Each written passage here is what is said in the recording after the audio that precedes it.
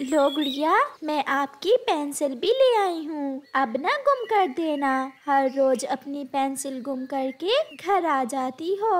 मम्मा, मैं अपना school work करने के बाद अपनी पेंसिल बैग में तो डालती हूँ, मगर जब घर आती हूँ तो बैग में पेंसिल नहीं होती। मुझे तो खुद पता नहीं चलता कि ये क्या जादू हो जाता है। कोई चोर बच्चा होगा। ऐसे गंदे बच्चे हमेशा दूसरों को परेशान करते हैं। फिर दूसरे दिन गुड़िया अपने स्कूल में नई पेंसिल लेकर जाती है। वो बहुत खुश थी। गुड़िया, वाह, आज तो तुम्हारी पेंसिल बहुत सुंदर है। हाँ, मेरी मम्मा कल मेरे लिए नई पेंसिल ले आई थी। और फिर ब्रेक हो जाती है। सब बच्चे प्लेग्राउंड में खेलने चले जाते हैं, मगर जग्गू कौवा चुपके से क्लासरूम में आता है और गुड़िया के बैग से पेंसिल निकालकर अपने बैग में डाल लेता है। जग्गू, चलो खेलें। तुम कहाँ चले गए थे? मैं कहीं नहीं, मैं तो वॉशरूम गया था। फिर जग्गू कौवा बाकी बच्चों के साथ खेलने लग जाता है।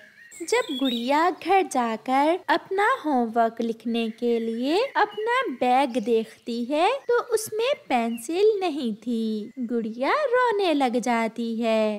पेंसिल नहीं है मम्मा, मेरी पेंसिल नहीं है। गुड़िया बेटी, अपनी चीजों का ध्यान भी रखते हैं। अब इतने भी पैसे नहीं है मेरे पास, मैं आपकी पेंसिलें पूरी करूं या घर का चूल्हा जलाऊं?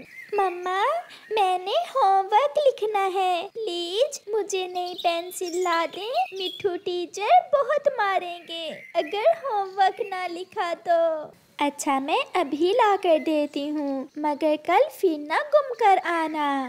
ऐसा कहते हुए गुड़िया की मम्मा अपनी बेटी के लिए पेंसिल लेने चली जाती है। चाचा कबूतर की दुकान पर गोरी कौवी के साथ उसका बेटा जग्गू कौवा भी बैठा हुआ था। जग्गू कौवे के हाथ में वही पेंसिल पकड़ी हुई थी जो उसने गुड़िया की चुराई थी। मम्मा चिड़िया भी वो पेंसिल देख लेती है। गोरी बहन, बुरा ना माने तो एक बात कहना थी। कहो कहो छोटी और कमजोर चिड़िया, क्या बात है? गोरी, आपके बेटे के हाथ में जो पेंसिल है वो गुड़िया की चुराई है इसने। ये सुनकर जग्गू वो पेंसिल अपने पीछे छुपा लेता है। कौन सी पेंसिल? ये पेंसिल तो कल नहीं लेकर दी थी मैंने जग्गू को। ऐसा कहते हुए गोरी अपने बेटे को आँख से इशारा करती है। हाँ हाँ मम्मा, मैं चोर नहीं हूँ। ये पेंसिल तो आपने कल लेकर दी थी मुझे। वो लाल निशान मैंने ही लगाया था पेंसिल पर। तो फिर जाओ, पुलिस के पास चली जाओ, कर लो जो करना है। मैं बाल नोच लूंगी तुम्हारे। प्यार की बात ही नहीं समझती तुम। चल भाग यहाँ से, बड़ी आई। रुको रुको गोरी, क्यों लड़ाई कर रही हो? कबूतर भैया, ये ले 5 रुपए और मुझे नई पेंसिल दे दें जो मैं कल लेकर गई थी, उसी की 7 की दे दें। फिर चिड़िया पेंसिल लेकर वहाँ से चली जाती है। गोरी कौवी भी जग्गू को साथ लेकर अपने घर चली जाती है। जग्गू, उस गुड़िया की चोरी ही करते हो या किसी और की भी? मम्मा मम्मा, सब पक्षी बहुत तेज हैं। एक गुड़िया ही थोड़ी सीधी है, उसी की चोरी मैं रोज करता हूँ। कल तो जरूर चोरी कर लेना उसकी पेंसिल। बड़ी बातें कर रही थी। बल्कि कल पेंसिल के साथ साथ उसकी रेजर और शार्पनर भी चोरी कर लेना। मैं देखती हूँ उस छोटी और कमजोर चिड़िया को। मम्मा, मैं बहुत ध्यान रखती हूँ। सच मम्मा, मैं गुम नहीं करती। कोई चोर है जो रोज मेरी ही चीजें चोरी करता है। मुझे पता चल गया है बेटी, वो कौन है। कौन है वो मम्मा? छोड़ो बेटी, आप अपना ध्यान रखा करो। फिर चिड़िया की बेटी गुड़िया अगले दिन अपने बैग का बहुत ध्यान रखती है। वो अपना बैग छोड़कर कहीं भी नहीं जाती। जग्गू भी अपनी नजर जमाए बैठा था। वो देख रहा था कि कब गुड़िया जाए और कब वो चोरी करे। आज तो उसे चोरी करने में बहुत मजा आने वाला था, क्योंकि आज तो उसकी मम्मा ने उसे चोरी करने का कहा था। थोड़ी देर के लिए गुड़िया वॉशरूम जाती है। मिल गया, मौका मिल गया, चलो जग्गू। जग्गू कौवा तुरंत गुड़िया के बैग की सफाई कर देता है। घर जाते समय आज गुड़िया खुश थी, क्योंकि आज तो उसे पूरा विश्वास था कि उसकी पेंसिल चोरी नहीं हुई। मम्मा, मम्मा, आज मेरे पास ना तो पैसे हैं और ना ही मैं पेंसिल कहीं से उधार ला सकती हूँ। कल ही गोरी कौवी से बहुत लड़ाई हुई है मेरी तुम्हारी पेंसिल को लेकर। गुड़िया रोए जा रही थी। मम्मा, आज तो मेरी रेजर और शार्पनर भी नहीं है। मेरा क्या दोष है मम्मा? मैं तो आज ब्रेक टाइम खेलने भी नहीं गई। मम्मा, मम्मा, ये रही गुड़िया की नई पेंसिल, ये रहा शार्पनर और ये उसकी रेजर। मम्मा, मैं तो उसकी किताबें भी चुराने वाला था, मगर वो आ गई।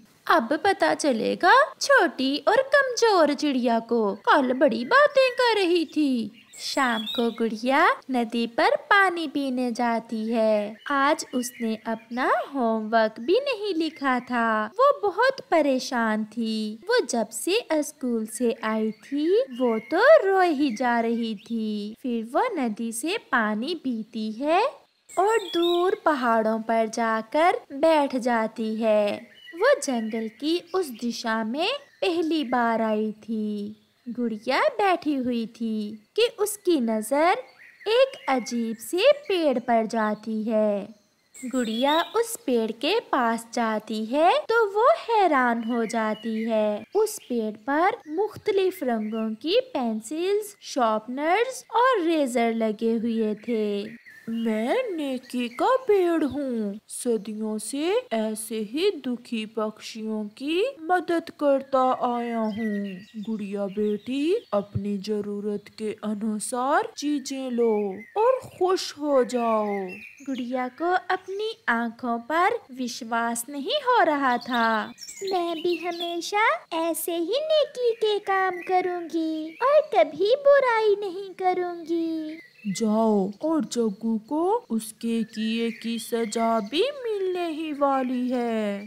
फिर गुड़िया वहाँ से ढेर सारी पेंसिलें, रेजर और शार्पनर तोड़ लेती है और खुशी खुशी अपने घर चली जाती है। गुड़िया बेटी, ये सब कैसे लिया आपने? क्या किसी से पैसे मांगे हैं? नहीं मम्मा, मैं क्यों मांगूंगी किसी से? मुझे पता है किसी से मांगना अच्छी बात नहीं है। मम्मा, ये तो नेकी के पेड़ ने मुझे दी है और उसने मुझे ये भी बताया कि मेरी चीजें जग्गू कौवा ही चोरी करता है। और नेकी के पेड़ ने बताया कि अब बहुत जल्द जग्गू कौवे को उसके किए की सजा मिलने वाली है। फिर दूसरे दिन गुड़िया कहीं भी नहीं जाती। वो ब्रेक टाइम अपना बैग भी अपने साथ ही ले जाती है। गुड़िया, अपना बैग तो रखाओ क्लास में। नहीं, मैं ऐसे ही ठीक हूँ और तुम जाओ यहाँ से। जग्गू कौवा, जो अपनी चोरी की आदत से मजबूर था, वो क्लास में जाता है और चील के बेटे के बैग से किताब निकाल लेता है। पीछे से चील का बेटा चीलू भी आ जाता है और जग्गू को देख लेता है। फिर क्या था, चीलू के तो पंजे भी बहुत तेज थे। वो जग्गू पर अपने पंजों से वार करता है। चोर कहीं के, मैं छोड़ूंगा नहीं तुम्हें। जग्गू के चेहरे से खून निकल रहा था। वो रो रहा था। प्लीज मुझे कोई बचाए, मुझे माफ कर दो। फिर तोता टीचर जग्गू को चीलू से बचाता है और जग्गू को चोरी करने पर स्कूल से निकाल दिया जाता है। शाम को चील गोरी के पास आती है। छोटी और कमजोर कौवी, अब तो दिया है छोड़। अगर फिर कभी तुम्हारे बेटे ने ऐसी हरकत की तो जान से मार दूंगी। थोड़ी दूर बैठी चिड़िया और उसकी बेटी गुड़िया ये सुन और देख रही थी।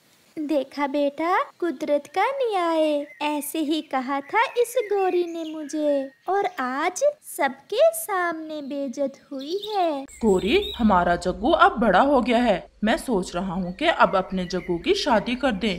कालू जी, सोच मैं भी यही रही हूँ, परंतु मैं अपने जग्गू का ब्याह किसी अमीर घर की कवि से करूँगी। तुम्हें तो पता है काम काज तो होता नहीं है मेरे जग्गू से। अगर मेरे बेटे के ससुराल वाले अमीर होंगे तो अच्छे बुरे समय में ध्यान तो रखा करेंगे मेरे बेटे का।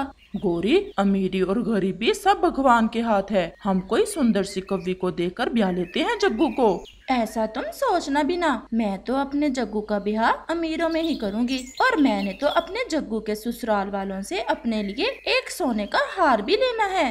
बातें तो तुम ऐसे कर रही हो जैसे तुम्हारे मैके वाले बहुत अमीर हैं। मैंने भी तो तुमसे ब्याह किया ही था। मुझे अच्छे से याद है वो दिन जब मैं तुम्हें ब्याहने गया था तो तुम्हारी माँ ने उस दिन भोजन भी मुझसे मांग कर खाया था। तो फिर क्यों मिन्नतें कर रहे थे मेरी माँ की? तुम्हारे जैसे गरीब और चोर उचक्के से मैंने ही शादी कर ली, और कोई कवि होती तो कब का छोड़कर चली गई होती तुम्हें। तुम्हारा मुकाबला मैं नहीं कर सकता। कबूतर बता रहा था कि पास वाले जंगल में एक कौवों का परिवार है, उनकी एक बेटी है और वो शादी करना चाहते हैं अपनी बेटी की। अगर मन माने तो सुबह मिल लेना कबूतर से। देखूंगी, सुबह तो होने दो। जग्गू, मेरे बेटे कहीं शादी के बाद अपनी माँ को भूल न जाना। मैं अपनी माँ का ही कहना मानूंगा। जैसे मेरी माँ मुझे कहेगी मैं वैसा ही करूँगा। कितनी तेज चोंच है मेरे जग्गू की, मेरा चुन्ना मुन्ना सा बेटा। और फिर रात हो जाती है और वो सब सो जाते हैं। कोई पैसा धेला भी है उनके पास या गरीब ही है वो परिवार? गोरी बहन, मैं और चिड़िया गए थे एक दिन दूसरे जंगल। वहाँ नदी पर मिली थी उस कौवे की माँ मुझे। और फिर बातों बातों में उसने अपनी बेटी के रिश्ते के लिए कहा हमें। शादी तो करना है मुझे भी अपने जग्गू की। कबूतर, क्यों ना हम जाकर बात कर रहे हैं उनसे, और मैं देख भी लूंगी अपनी बहू को। हम भोजन लेने जा ही रहे थे। चलो आज उस दिशा में चले जाते हैं और दिखा लाते हैं तुम्हें वो कवि। और फिर गोरी कौवी चिड़िया और कबूतर के साथ अपनी बहू देखने चली जाती है। धूप तो थी लेकिन इतनी भी तेज ना थी, इसलिए वो उड़ते रहते हैं। वो नदी के ऊपर से उड़ते हैं और फिर वो दूसरे जंगल पहुंच जाते हैं। कौवी बहन, ये गोरी कौवी है, ये देखने आई है आपकी बेटी को अपने बेटे के लिए। नमस्ते बहन जी। नमस्ते। जग्गू है मेरे बेटे का नाम। लाखों कौवों में एक है। तेज चोंच है, काला गहरा रंग, मोटी मोटी आंखें हैं मेरे जग्गू की। मेरी बेटी भी बहुत सुंदर है और सबको अपने बच्चे सुंदर ही लगते हैं। चंबेली है नाम मेरी बेटी का। गोरी बहन, आप बताएं आपको चंबेली कैसी लगी? देखने में तो सुंदर है। कोई काम वाम भी सिखा रखा है अपनी बेटी को तुमने?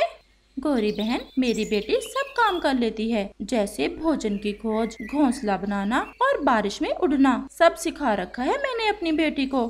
चंबेली तो अपने रिश्ते की बात सुनकर शर्माई ही जा रही थी। वो एक अच्छी कवि थी और वो बहुत मेहनती भी थी। कवि तो मुझे आ गई है पसंद। दहेज में क्या क्या दोगी अपनी बेटी को? जो दोगी तुम्हारी बेटी के ही काम आएगा। मेरे मैके वालों ने तो मेरे पति को एक नया और सुंदर सा घर बना कर दिया था।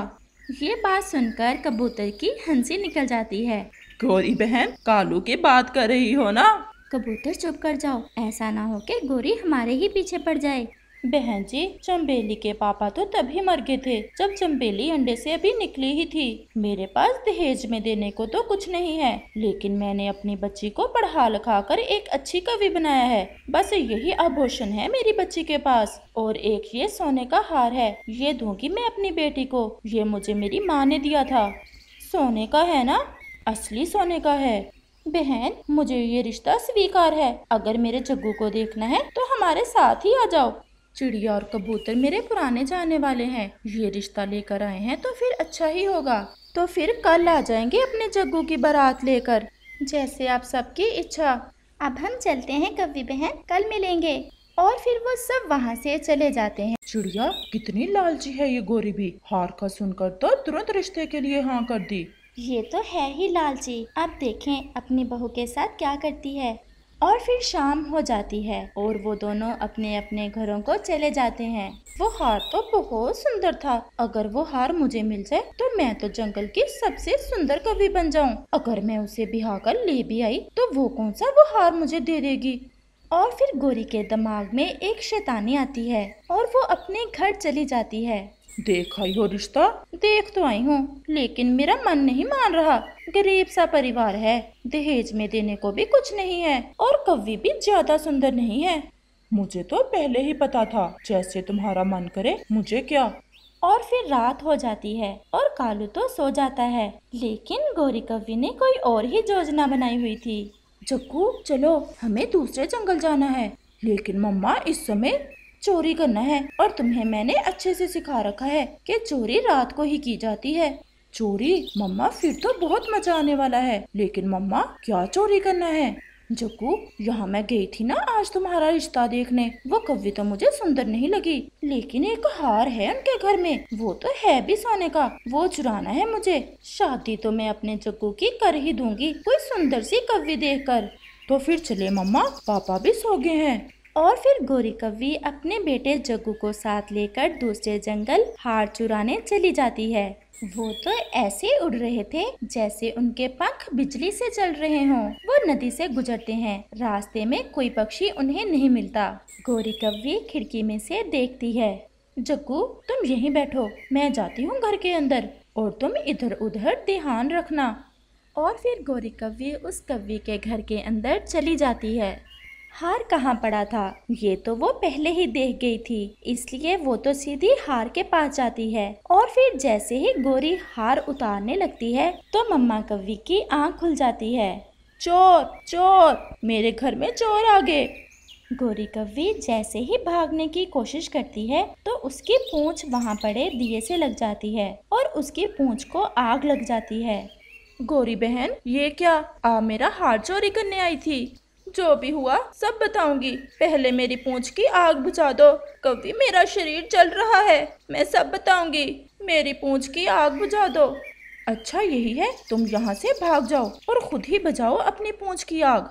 ये कहते हुए वो कव्वी पास में पड़े डंडे की तरफ बढ़ती है, लेकिन गोरी भाग जाती है।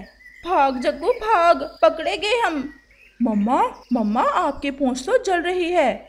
लेकिन गोरी तो रात में जलती हुई पूंछ के साथ ऐसे उड़ती जा रही थी जैसे कोई रॉकेट जा रहा हो। और फिर गोरी कव्वी की पूंछ टूटकर गिर जाती है और उसे बुरे काम की सजा मिल जाती है। इस कहानी से हमें सीख मिलती है कि बुरे काम का बुरा अंजाम ही होता है। प्यारे दोस्तों, क्या आप बता सकते हैं कि गोरी कव्वी क्या चुराने गई थी? और अगर आपको ये कहानी अच्छी लगी हो तो हमें कमेंट करके जरूर बताना और इसे अपने दोस्तों के साथ शेयर और चैनल को सब्सक्राइब भी जरूर करना।